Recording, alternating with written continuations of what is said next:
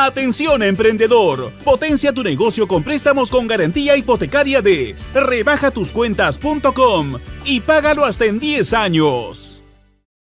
Estamos ya con el doctor Julio César Espinosa, abogado penalista, para hablar justamente del caso Sara Goray y Mauricio Fernandini y otros implicados en el tema. ¿Cómo está, doctor Espinosa? Muy buenas noches. ¿Qué tal?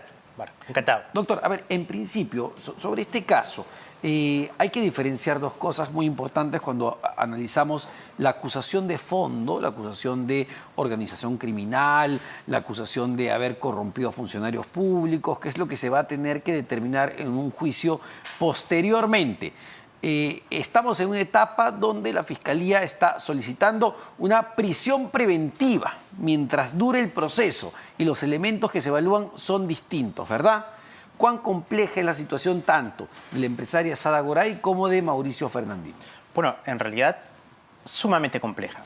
A la luz de los datos que se han conocido, de este requerimiento que más o menos se ha accedido por fuente abierta, que formula la Fiscalía con información muchísimo más, digamos, reciente y de muchísimo mayor carga incriminatoria para ambos. Se revela de la información de ese requerimiento que en los últimos días, digamos máximo semanas, yo diría que las últimas 4 semanas, es el periodo en que el Ministerio Público ha recabado información de otras fuentes. Lo dice el propio requerimiento. O sea, uno revisa y encuentra, por ejemplo, frases o párrafos según el cual se hace referencia a otros colaboradores eficaces que se entiende no es el señor Marrufo, distintos, recientes, que han declarado, y lo dice el propio documento, por ejemplo, el 12 de julio, o sea, hace exactamente una semana ha seguido recabando información nueva.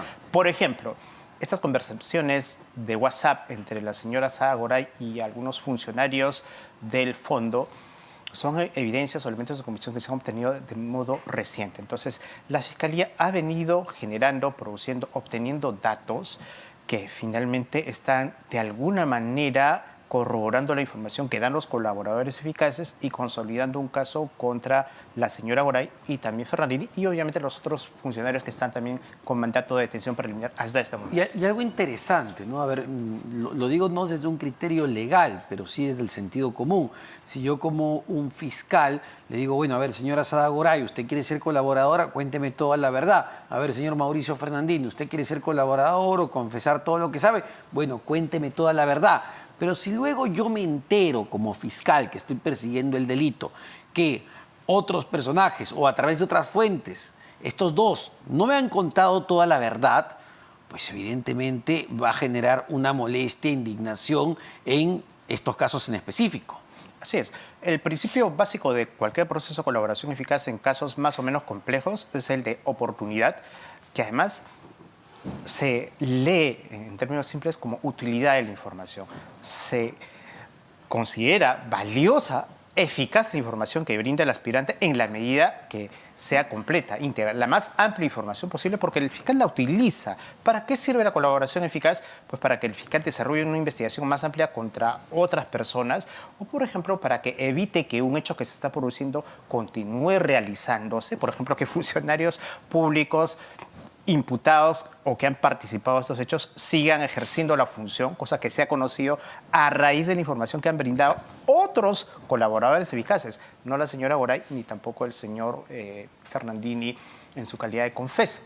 Entonces, en la medida que esa información sea completa, sea íntegra, sea espontánea, sea, digamos, veraz, será más útil para la Fiscalía. Pero en la medida que los colaboradores o aspirantes o las personas que escogen la confesión sincera dosifican su información, definitivamente a la Fiscalía no le sirve y ese es el gran, digamos, problema que tiene ahorita el caso de la señora Sara Goray, que muy probablemente porque no son confiables, ¿no? Así porque es. Han mentido desde un principio. Y porque han manejado versiones, digamos, contrapuestas. Exacto. Ambas personas durante estos últimos 6 meses. Eso hace que el Ministerio Público concluya que no solamente hay elementos suficientes para sustentar una imputación por un delito grave como es colusión desleal agravada además, sino que existe peligro inclusive de obstrucción a la investigación. Ahora, lo que sustenta el Ministerio Público en este pedido de prisión preventiva, empecemos con el caso de Mauricio Fernandini, porque cada uno de los casos tiene sus propios elementos de prueba, de convicción. En el caso de Mauricio Fernandini, el Ministerio Público dice que cuando se produjo el allanamiento en su casa en San Isidro, o Miraflores me parece, encontraron el documento de la colaboración eficaz que había dado el ex asesor, el jefe de asesores de Heiner Alvarado, Salatiel Marrufo, que es colaborador eficaz, que hoy está en libertad. Entonces la Fiscalía dice, oye, ¿tú por qué, si eres investigado en este caso, tienes la colaboración de otro de los investigados y de otro de los colaboradores? ¿Esto es un elemento importante, doctor? Por supuesto, revela que hay un investigado que está accediendo a información que es absolutamente reservada. La información, la declaración de un colaborador eficaz únicamente la puede conocer el fiscal y el propio aspirante a colaboración eficaz. Jamás puede estar a disposición de terceras personas, menos de coimputados, porque la Fiscalía está presumiendo que está accediendo a información secreta, porque así es el proceso de colaboración eficaz, que no le está permitido disponer a él con algún propósito, es decir, con el propósito de conocer o quizás de influir o de modificar su conocimiento o su versión o su confesión, cosa que realmente ha venido sucediendo, ¿no? Entonces, esa información que además perturba el desarrollo del trabajo del Ministerio Público en la medida que el fiscal tiene como objetivo llevar adelante con éxito estas colaboraciones eficaces y que no sean afectadas por el accionar de otros, en este caso, investigados. Por eso es que el Ministerio Público establece que sí, hay una conducta, digamos, que puede perturbar el desarrollo de esta investigación de alguien que, digamos, además ha generado al inicio una versión en un sentido, o sea, negativo, rechazando los cargos y ahora trata de acomodar a estas circunstancias perjudiciales para él, aceptando, pero de manera muy parcial, muy, digamos, tardía, los hechos que ya la Fiscalía los ha conocido. De hecho, él lo que decía era que se había prestado su casa como una especie de alquiler y entiendo que incluso en un principio no da los montos reales, luego se supo lo del bono del éxito de más de 300.000 soles. Entonces, para la Fiscalía, esa argumentación y además estos documentos que encuentra en su vivienda pueden implicar este intento de entorpecer el proceso de investigación. Es la tesis del Ministerio Público y el juez va a analizar con mucha rigurosidad este aparente propósito, porque en el curso de esa investigación preliminar que acaba de terminar, digamos, hace 10 días y formalizada que se ha hecho este fin de semana, se han podido recabar diversos elementos que apuntan a establecer mayores hechos que tienen que ver inclusive ya con el elemento patrimonial.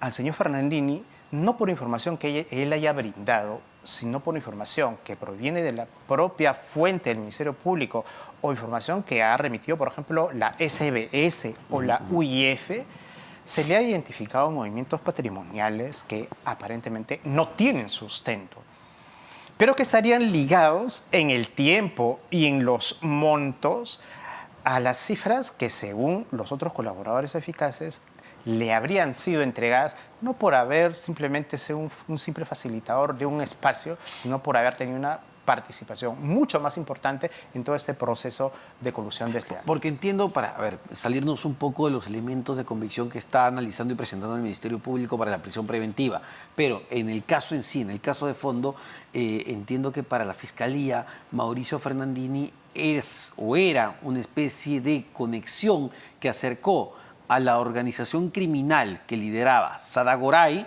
con la organización criminal que lideraba Pedro Castillo, porque fue a través del contacto que él hace con Heiner Alvarado, escribiéndole a su WhatsApp cuando asume como ministro de Vivienda, que se da este acercamiento, ni bien asume el gobierno Castillo. Sí, hay que entender que la hipótesis de la Fiscalía y con los datos que se tiene, ubica al señor Fernandini en la parte del primer nivel de esta imputación, es parte de este núcleo central de personas que han dirigido y promovido estos hechos. Inicialmente, o sea, hace 6 meses, parecía una persona periférica de participación, digamos, circunstancial en los hechos, con temas como, por ejemplo, brindar un espacio para reuniones, pero no.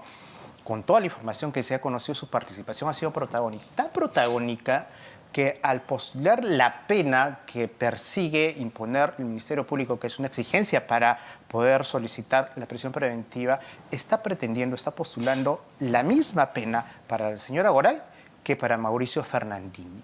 Es decir, ¿cuánto? según el requerimiento fiscal, la Fiscalía dice va entre 15 años y 16 años y 8 meses, tanto para la señora Goray como para Fernandini, lo que revela que están en el mismo nivel de imputación con la misma gravedad. Bueno, eso es tremendo, ¿no? Pero volviendo al tema de la prisión preventiva, para entender qué es lo que puede pasar o qué decisión puede tomar el juez Raúl Justiniano sobre estos dos casos en específico. Está entonces los documentos que encontró el Ministerio Público. Está la propia actitud de Mauricio Fernandini desde un comienzo del proceso de cambiar de versión ante la Fiscalía o no brindar toda la información completa.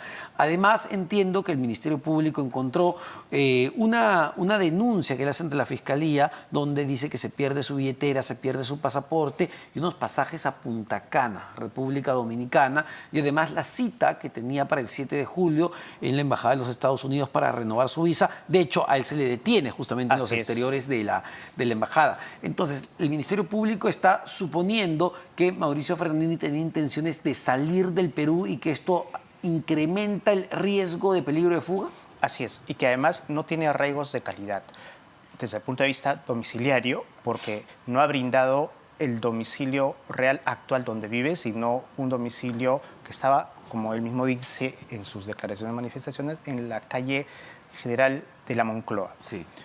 Ese domicilio lo ha mantenido formalmente en el caso, pese a que él ya no vivía en ese lugar, ¿no? El lugar donde se produjo el allanamiento, en el momento que lo detienen, es en la calle Parro de Aleaga. Y la Fiscalía dice, si él nunca comunicó que su domicilio actual y real era en Parro de Aleaga, es porque quería evitar identificar su domicilio real. Y eso hace que la calidad de su arraigo domiciliario sea bastante débil.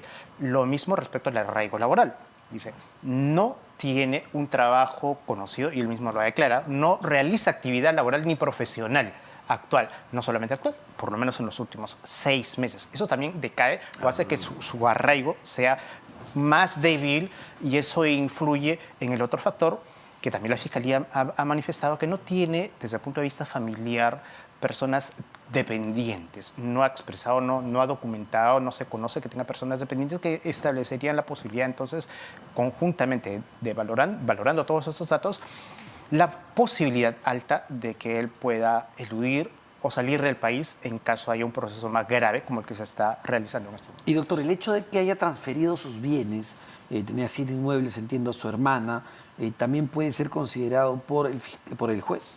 Sí, hay un concepto en estos ámbitos de la prisión preventiva que se llama arraigo, digamos, inmobiliario, arraigo patrimonial, que está marcado por el modo como la persona demuestra tener patrimonio formal, sólido, que lo vincule o que establezca que él no va a eludir la acción de la justicia. Pero más bien ha ocurrido hechos, digamos, extraños. En los últimos meses ha tratado de deshacerse, aparentemente a través de algunos mecanismos legales, por cierto, formales, pero de evitar que el patrimonio que él tenía siga dentro de su esfera, transfiriendo o inclusive, según la información del requerimiento, se ha encontrado un poder donde le entrega a una tercera persona un poder general para disponer de muchas cosas, entre ellas de su patrimonio. Lo que evidencia que también está tratando de evitar que un probable proceso pueda afectar lo que finalmente va a ser objeto de discusión, la reparación civil, ¿no? Que tiene que afectar sobre el patrimonio que se presume además, claro, si hay una imputación posible por lavado de activos, el resultado, claro, de la actividad que se imputa como delictiva.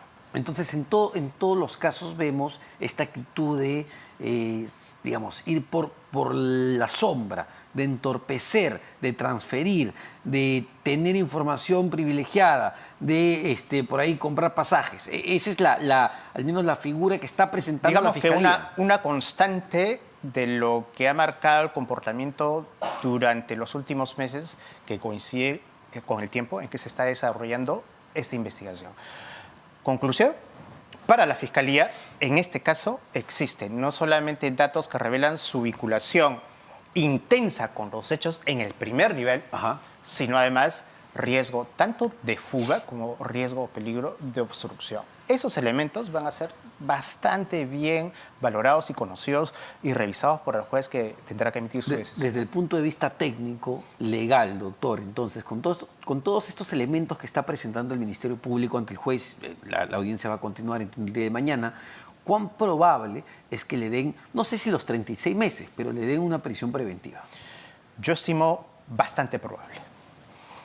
A la luz de los datos que ha presentado la Fiscalía, no se han discutido todavía, pero ya se conoce el tenor de sus fundamentos. Insisto, sobre todo porque al aparecer un caso rodeado de diversos elementos de información que está obteniendo de diferentes fuentes, le permite persuadir al juez, que finalmente va a decidir, que tiene un caso no solamente bastante sólido, sino el caso de una persona que ha insistido en llevar adelante una suerte de estrategia, diríamos, errática para evitar una investigación o para intentar desacreditar ciertos elementos que la Fiscalía sigue procurando obtener. Y eso finalmente va a determinar que el juez, a mi criterio, con bastante probabilidad, imponga un mandato de prisión preventiva. El plazo podrá ser objeto de discusión, pero finalmente creo que las condiciones que ha planteado el Ministerio Público en su requerimiento le van a hacer, digamos, persuadir de modo bastante probable al juez de imponer esta medida. Ahora, el otro caso, el de Sada Goray, donde también se pide 36 meses de prisión preventiva. Entendemos que un elemento clave que está presentando la Fiscalía, entre muchas cosas que tiene además contra la empresaria, es este documento que encontraron también en el allanamiento que se hizo en el cuarto del Hotel Costa del Sol cuando llegó a Lima. Un documento de ciudadanía de República Dominicana. Ella muestra que en este documento ella vive en Punta Cana, para ser más específicos, incluso puede montar negocios en República Dominicana sin ningún problema con este documento. ¿Esto es fundamental para sostener, digamos, el peligro de fuga, la falta de arraigo del Ministerio Público? Es esencial. El mandato de prisión preventiva finalmente puede imponerse, y el elemento central, porque puede discutirse si hay o no, digamos, en cualquier otro caso, ¿no? No en este, puede discutirse si hay o no suficientes elementos que vinculen a la persona con el delito. Pero, aun cuando eso pueda ser discutible, lo central finalmente va a ser que la persona represente un riesgo procesal, claro, de evasión o de obstrucción. Y el comportamiento, digamos, la vida personal, si se quiere, profesional de esta señora en los últimos meses, casi un año, dan cuenta de que no tiene una vinculación con nuestro país, de que no tiene un domicilio fijo en nuestro país, de que cuando llega lo primero que hace, en vez de acudir al domicilio que ella ha consignado, que entiendo que es por el Surco, Camacho, La Molina, ajá, que después lo mencionó, y además donde se realizó el allanamiento, ese mismo día se hace el allanamiento, lo primero que hace es acudir a un hotel, o sea, un lugar de tránsito inmediato dentro del aeropuerto, lo que indicaría que lo que pretendía más bien es, si le hubiese sido posible, retirarse inmediatamente y salir otra vez por el aeropuerto del país. Esos son datos tangibles.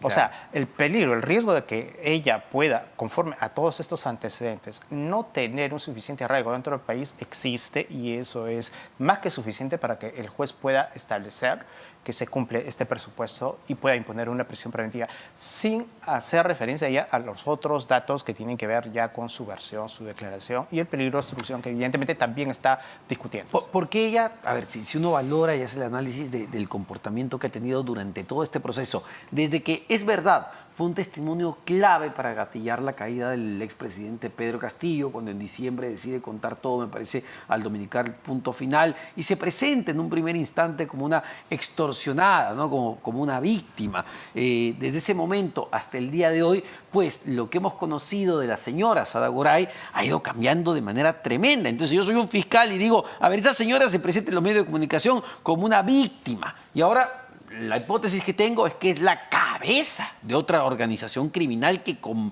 5 millones de soles se compró una institución como el Fondo Mi Vivienda. Y además, mediatizar su caso, su defensa. Ajá. El fiscal, como en todo caso complejo, lo que espera es que la primera declaración, la explicación que tiene que dar una persona que está siendo comprendida en una investigación, la dé ante la autoridad respectiva. Pero lo que hizo esta señora me parece un error. Lo que hizo es su primera versión, su primera explicación acerca de cuál es su posición frente a los hechos, le da un medio de comunicación y desde ahí creo que la Fiscalía ha mirado con bastante reserva cada cosa que ella ha dicho. Porque finalmente, si hubiese dado información inmediata, información corroborable, espontánea, útil, directamente a la Fiscalía, hubiese establecido quizás una relación como aspirante a colaboradora eficaz, una relación de manera mucho más sólida, más consistente. Pero eso no ha sucedido. Ella ha pretendido, y esto también es un dato absolutamente público, llevar una suerte de colaboración eficaz, digamos, bastante cómoda, ¿no? O sea, desde diversos lugares, de diversos países, sin necesariamente estar sometido a los rigores que cualquier persona investigada lo tiene acá en el Perú. Y eso la Fiscalía nunca lo ha aceptado. No conozco un caso de colaboración eficaz que se haya hecho desde el extranjero y a larga distancia, salvo el caso de Joseph Maiman, porque él era ciudadano extranjero. Claro, pero en el caso de la señora entendemos, y lo sustenta el Ministerio Público, tiene hasta 4 residencias: República Dominicana, Tampa, Florida, su casa en Trujillo y su casa en Lima. Entonces, y dice, oye, estaba ¿dónde postulando, vive? según la información, a otra visa también en Uruguay. En Uruguay. Entonces, definitivamente la posibilidad de que esta persona tenga el propósito, y eso es lo que la Fiscalía postula, el propósito de salir del país para desarrollar su actividad, no sujetándose a las disposiciones de una investigación que se hace acá en nuestro país, existen y de manera alta. Entonces, yo creo que eso va a ser el elemento central que el juez va a analizar al momento de decidir. Ahora, doctor, en cuanto a la obstaculización, ¿no? Porque hablábamos del peligro de fuga, de que no tiene arraigo la señora, pero en cuanto a la obstaculización, lo que sustenta el Ministerio Público es que ella tiene una relación de larga data con su ex esposo, que también está implicado y es prófugo, Luis Mesones Sodar, me parece, que era el asesor de la cabeza del presidente del Fondo Mi Vivienda, y con su abogado, Ítalo Arbulú. Y sostiene que incluso ha tenido reuniones fuera del país y puede entorpecer el proceso, dado que tiene este nivel de comunicación. ¿Es un argumento válido que el juez Raúl Justiniano puede tomar en cuenta? Es un argumento, digamos, importante. El fiscal tendrá que, sin embargo, probar, por lo menos de manera probable. O sea, tendrá que aportar datos para establecer que existe una alta probabilidad de que ella influya durante lo que viene del proceso, pueda influir en la declaración de testigos o de investigados. Sucede que los principales testigos investigados son personas que han sido de su influencia, personas que han dependido en los hechos, digamos, no en la función, porque ella no era funcionaria pública, pero ya está establecido en el caso que ella era la principal, digamos, promotora, directora o la que tenía capacidad de decidir para el nombramiento de esta red de funcionarios, que son ahora o investigados o testigos, y algunos probablemente inclusive colaboradores eficaces.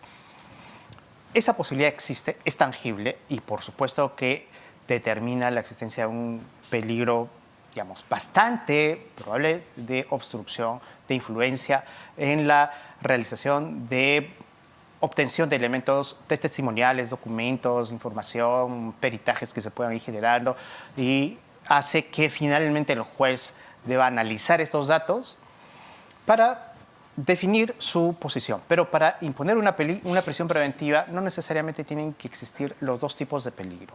Es suficiente que exista o el peligro de fuga o el peligro de obstrucción. Si concurren ambos, digamos, con mayor razón.